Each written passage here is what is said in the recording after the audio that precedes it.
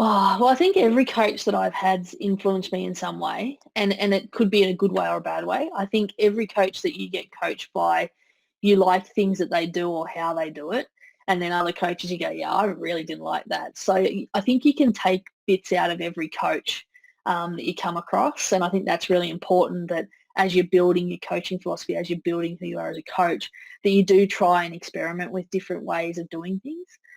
In terms of having a mentor for a day, um, I've got a few. I've got a few that I talk to now that I'd just love to sit and follow for a season, and one of them's a non-rugby one. It's like I talked to Simone McInnes, the netball coach who coaches the Vixens, and I'm lucky enough that I work in the same building as her, and we talk a lot. But I'd just love to be able to follow her for a season in every session because she's been an ex-player and successful and one of the best in her position to now being a really successful coach, taking a young group through and winning premierships. So I'd probably want to spend some time with her for a day and just watch how she goes about it. I've been lucky enough to have a lot of good coaches throughout my rugby career.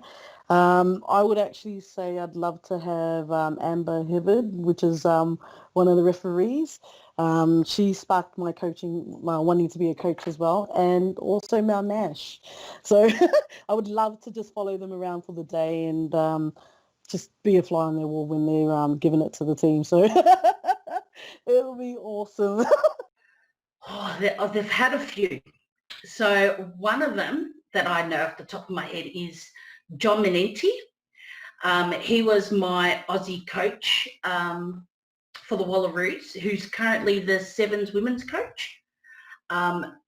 Massive impact. So what I've learnt from him as a player, I've applied a lot to in my coaching. But yeah, he was amazing, calm. I just love the attitude of him, and him, Justin Wilson and Tia, those three men played a lot of, like a big part in the sense of how calm they were, but able to get the job done. You know, they were able to like talk and just be so calm about it, but it made a massive impact. And I thought, that's amazing. Like, I'm the complete opposite because, you know, I'm like on this high all the time, and these guys have just brought me down to that level, and it's just like, okay, take a breather, you know, regather your thoughts and have a look at what's in front of you and then approach these girls as opposed to just blah and just spitting everything out. So yeah. But the other person in the female perspective is Tanya Korpek, who I coached with, aka Bunge. A lot of people know as Bunge.